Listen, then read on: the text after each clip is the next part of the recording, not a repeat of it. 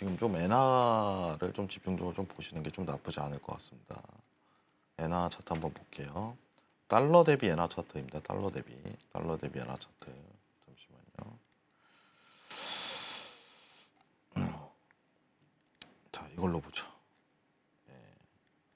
사실 이제 달러 엔화가 최근에 좀 올해 들어서도 좀 지지부진한 이유가 뭐냐면은 얘네가 이제 양적 완화에 대해서 좀 완전히 포기하고 이제 금리 인상을 난 시도할 거야라는 얘기가 굉장히 많아서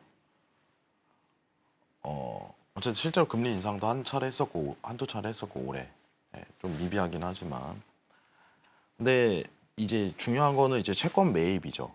채권 매입을 포기해야 되는데 이거는 포기 안 하고 있어요. 이 친구들이. 금리 인상만 한다고 해갖고 양적 완화를 접은 건 아닙니다. 절대로. 연준이든 어떤 BOJ이든 중앙은행에서 어떤 보면 채권 매입을 통한 양적 완화를 포기를 해야 돼요.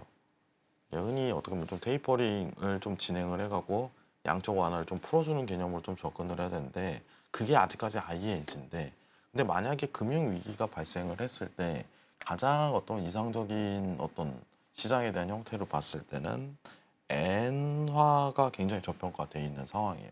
여러분들 생각하는 이상으로. 굉장히 저평가되어 있습니다. 이거 말도 안 될 정도로 저평가되어 있어요.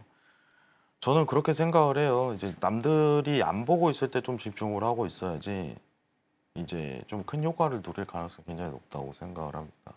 그래서 이 이상으로 어떤 추가적인 엔화에 대한 하락 요인은 저는 없다고 봐요.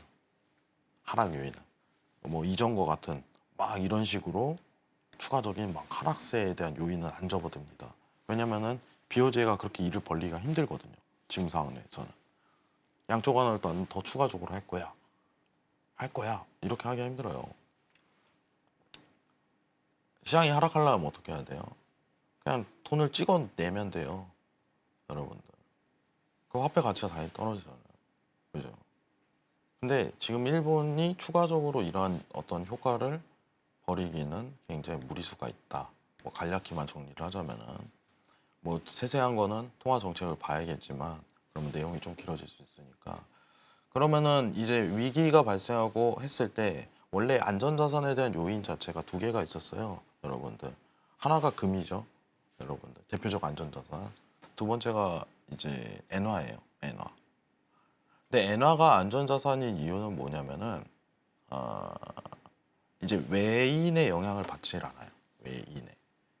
굉장히 특이하죠. 실제로 우리가 오랜만에 좀 얘기를 하는데 그 일본 국채에 대한 주수요처가 이제 연금이에요. 해외 원래 우리나라가 이제 국채를 발행한다라고 했을 때 이제 외국 기업이든 해외에서 이제 헤지펀드에서 막 사들이고 이런 식으로 진행을 하죠. 자, 미국채는 누가 사나요? 전 세계에서 사잖아요. 그러니까 수요도가 강하게 버티고 있는 거죠. 근데 일본 특이하단 이거예요. 일본은 누가 사냐라고 했을 때 연금이 산다. 그럼 연금은 뭐예요? 국민 돈이에요. 따지면. 국민이 산다. 일본 국채는. 그럼 무슨 뜻이냐? 외인의 영향을 안 받는 성향이 굉장히 강하구나. 그럼 금융위기가 발생을 한다면은 오히려 반등에 대한 가능성은 이제 일본 엔화가 가장 높다는 의미가 되겠죠. 자, 금이랑 좀 다시 비교해 볼까요? 여러분들. 옛날에는 지금 굉장히 특이해졌는데 옛날에는 그 금이랑 엔화랑 똑같이 움직였어요. 여러분들. 금이랑 엔화랑. 지금 완전 반대죠. 그죠? 지금 완전 반대죠. 여러분들 차트 보시더라도 느껴지실 거예요. 이게 여기 아니라 원래 정배열로 같이 움직였단 말이죠. 근데 지금 이러고 있어요.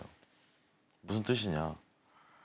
엔화가 오히려 이제 굉장히 저평가돼 있구나. 하지만 지금은 아무도 안 바라보고 있구나. 오히려 금에 대한 어떤 추격 매수보다는 엔화에 대한 어떤 매집이 오히려 좀 이제 투자에 대한 구간으로 굉장히 매력적으로 느낄 수 있는 수단으로 나올 수도 있습니다. 이 부분은 여러분들 좀 체크를 해두셔야 돼요. 아시겠죠? 그래서 12월부터 근데 그리고 이 구간대 매물이요. 굉장히 어떻게 보면은 손실 나기 힘든 구간이에요. 손실이 나기 굉장히 힘든 구간이다. 추가적인 어떤 양적 완화를 벌일 BOJ의 행보는 없으니까. 이 정도만 좀 참고하시면 됩니다. 이상입니다.